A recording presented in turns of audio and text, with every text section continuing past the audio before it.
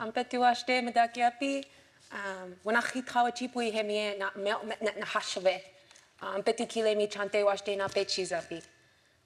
So I just want to present, before I get into what I'm going to say, I introduced myself as Northern Lights Woman and Appears in the Morning Woman, and presented with me is a piece of comment that was gifted to me by one of my sisters, Del Mar, at one of our trainings that we'll be speaking about that deeply impacted me. So this piece of the stars is joining us with, for this conversation and for this, this time with us. So we just want to have it honor its presence, and I'm really grateful that Eamon shouted it out, because this is one of my protectors and my workers. So wopila.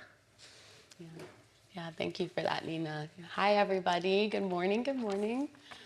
Good morning. Thank you guys for the callback. I love that. We get to do presentations to youth a lot, so I'm usually like, how's everybody doing? Yeah. Whoa, good, yay, great. Thank you guys for playing along with me. We are Earth Guardians, but as individuals, I'm Emmy Scott. As Eamon got to introduce me a bit, I was invited here by my colleague Vic Barrett, who unfortunately can't be here with us today, and then Nina Berglund, who just introduced herself, but I'm the executive director of Earth Guardians. Nina is an incredible council member of our Indigenous Youth Leadership, and Vic is a public speaker who is in collection with our Speaker Bureau program. So today, like Eamon was able to mention, Earth Guardians started in 1992.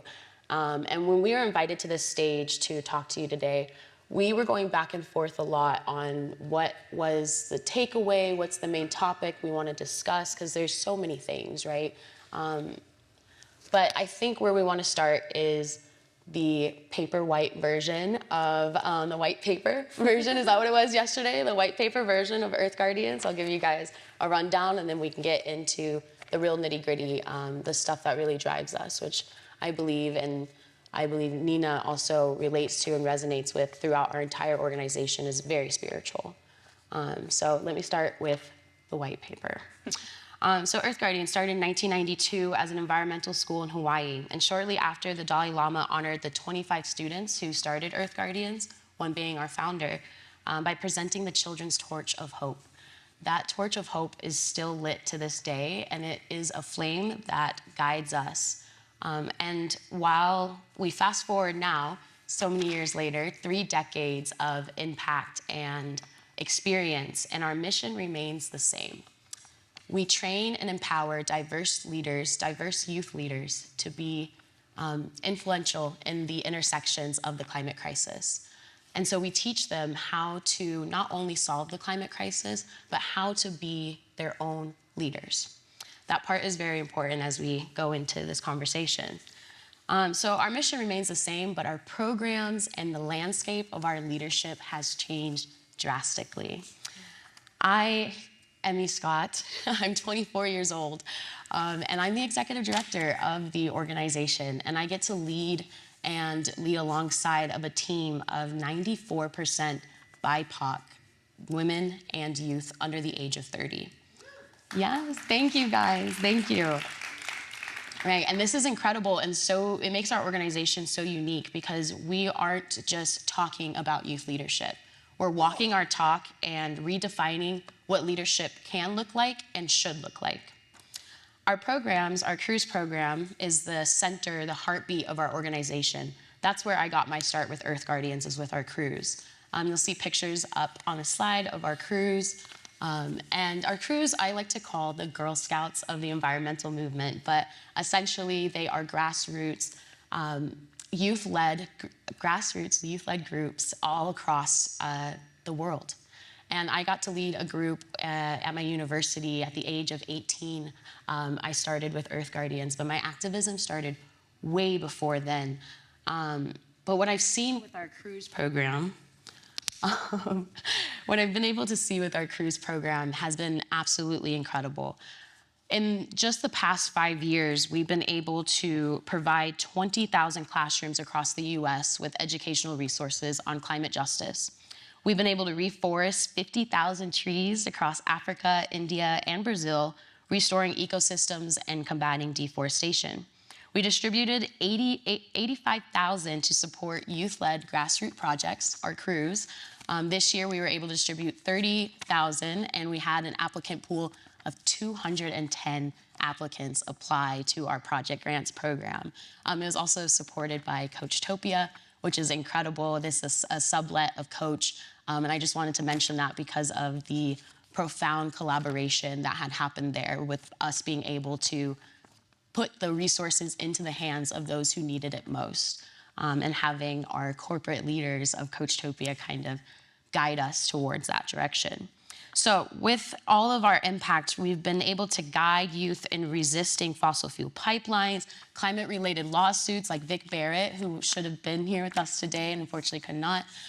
He is a plaintiff on the Juliana case, the Juliana versus the US, that is still an ongoing case. We've been able to advocate at events including the Conference of Parties, United Nations Assembly, US Senate hearings. The list goes on, and just in the last year under my leadership, I've been able to work alongside our crews and see us reforest 14,000 trees in Togo. That is in less than a year. And also establish 10,000 mangrove nurseries. Installed 200 beehives and trained 234 people in Sierra Leone on beekeeping. We do actions like this all over the world, but I'm not here just to brag about our impact. That is, for me, I get asked often, is all we do is plant trees? Is that all we do is climate mitigation? And to me, I always say no, because I believe that when we look at climate mitigation in an intersectional lens of climate justice, that the impact that I've just been able to give to you guys is honestly just one hell of a side effect of the community and the agency that we're able to create. So that's what I'm really here to talk to you guys about, is that I became the youngest executive director at 23 last year, the youngest executive director of Earth Guardians. And I sat long and hard about, when I got into the leadership position, I sat in the thought of what do we want our vision for the future to be? We've talked about this a lot in other panels, right? Sitting in that vision of hope. So I turned to my team. I turned to the crews on the ground. I turned to the communities that we serve, and I listened. And I found that what Earth Guardians does best is cultivate leaders, build community, and take nonviolent direct action, which I know nonviolent direct action is it's a catch-all term that people have been using, but for us, nonviolent direct action is about turning ideas into plans, those plans into action, and not just action, but intentional movement towards healing and growing. So with all that said, our impact, our organization is youth-led, and I want to just throw out a fact that less than 2% of all US philanthropic funds goes to climate mitigation, less than 2%. And so with that said, with us being youth-led, with us having, really bare minimum resources to make this impact happen, we're working at, a budget that I'm sure would make all of you guys say that's a pinch in the pocket. But what was really important about these things is that we're defying all odds. We're going against the norm, and we're dreaming and hoping in a radical, profound way. And we realize that when we change our minds, when we start with ourselves, and we lead by example, and we teach others how to lead by example, that we create a ripple effect that creates lasting and meaningful change. So what we do is we prioritize shifting the power into the hands of historically marginalized people, those who have not had the chances, the opportunities. We start there, and then we also start internally with ourselves. What are we doing every single day to solve the climate crisis? Like Reverend said yesterday, what are we doing to bring people into this movement? And if Vic was here, I want to bring some of Vic's statements in. If he was here, I know he would remind us that every day we can make daily choices that are profound. We just have to start looking at them differently. We have to start thinking differently. We need to. we live in a world where even small acts of kindness can be profound. Just smiling at your neighbor can be intense, right? And so that is really the message that, before I pass it on to Nina, is what I've learned from Earth Guardians, and what I hope we can teach you all as well, is that when you lead by example, when you find your own leadership, when you build community and you take action intentionally, that lasting, meaningful change can happen, and that the impossible is possible. Yes, so. Thank you. Thank you. I'll pass it to Nina too, because again, I am so paper white. She is our spiritual. Yes, so thank you, Emmy Wopila Tanka, for that and explaining and helping people see the visions and the importance and the work that collectively we've brought together. And I guess before I start with what I'm going to say, my name is Nina Berglund. I'm Northern Cheyenne and Oglala Lakota. I come from the Dakota Makoche, the Minnesota, the land of the Dakota and the Anishinaabe of Minnesota, Minneapolis. And coming from that place and the land of 10,000 lakes that we say. So with me on this stage, I brought the water and some sweetgrass from my home and my rock and my tobacco. And really what I wanted to get across and what I wanted to share with all of you, and that I feel is missing, is the spirituality aspect. When we think of spirituality, when we think of our ways of life, how are you interacting with yourself, your relatives, and the world around you in a way that is different than you have ever thought of before? That is what radical and profound spiritual change looks like. That's what will be the driver, because as someone who is the result of 500 years of failed genocide, and I want to uplift and bring light to those indigenous relatives who are fighting, and not just fighting, but living. They're working to live. Being in this movement, we hear the word fight or flight, because colonialism and violence that comes with that is the result of that, has put us, whether or not it's you personally, but I know for us, this is our reality, in a place of the constant fight or flight. How do we solve this? What are the problems and how do we solve this? And what is the progression? What are the results? What do we hope to see? All of this compartmentalizing. It's a colonial way of thinking.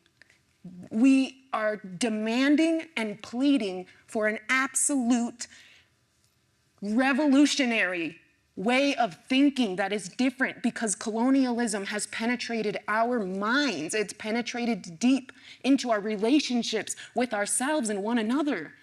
That this corporate colonialism, when we talk about decolonizing, what does decolonizing our minds look like?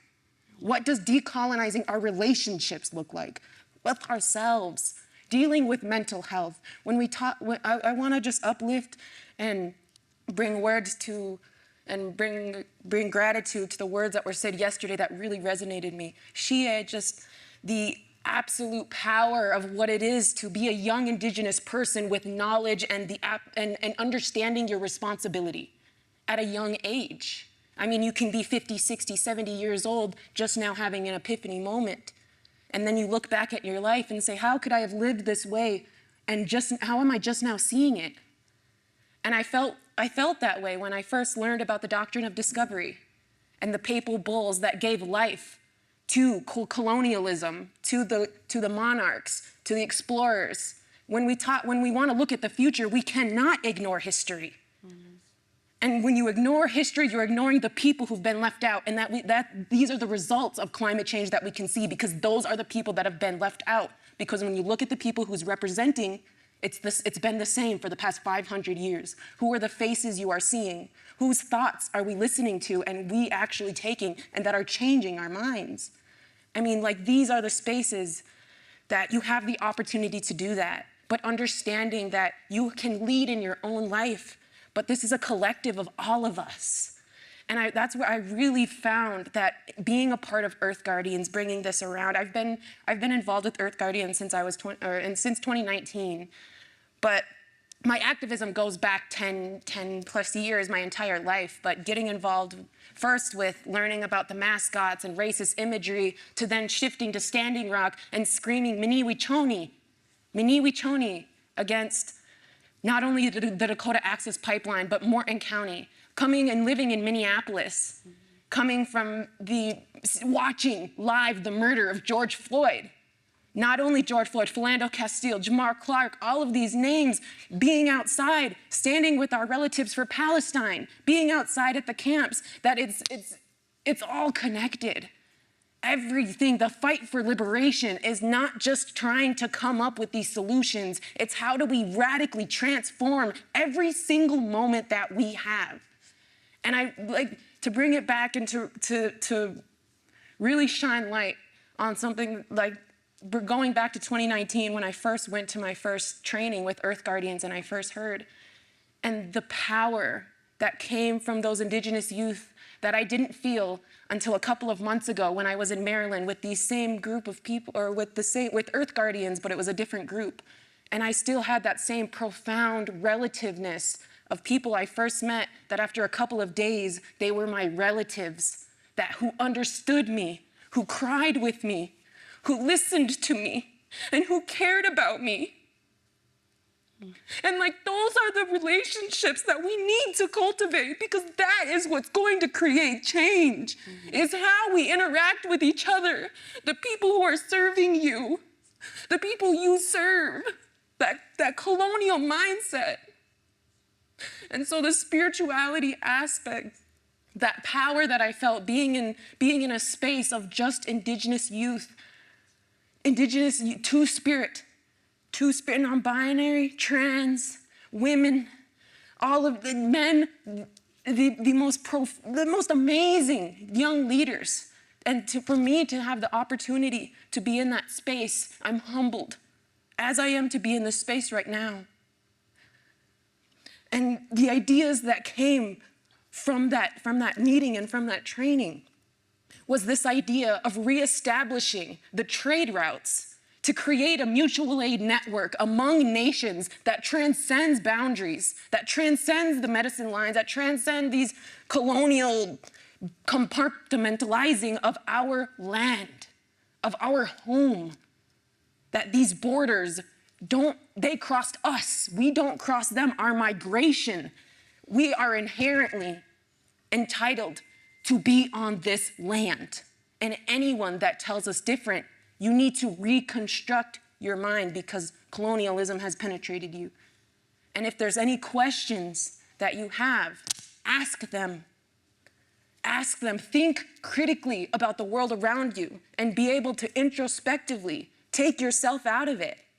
And that's what we've been trying to do when trying to vision what this world looks like. What is this world that we can create? You know, we all want to see it. We all want to have this vision. But when we talk about doing it, that's another story. You know, we all want to be able to have, you know, the whole lineup. We want everything printed. That's that white paper energy that we're so used to because we're working with that left brain. Our left brain thinking of, you know, we schedule and being on time and my ego and my worry and my anxiety. That's what this colonial world uplifts, because when you're anxious, you can't think. And when you can't think, you can't do. But when you focus on this right brain of living, being connected to the world, being connected to ourselves, to the beautifulness of life. When I asked the water what it wanted me to say to all of you, it said we need to learn how to be good relatives to one another, because that's not the case. And that we have the opportunity to learn. And so in trying to create this vision of this mutual aid network, it was the spirituality part that's really driven us, that's driven this movement. And prayer, this is what's kept us alive as failed results of genocide, is our prayers.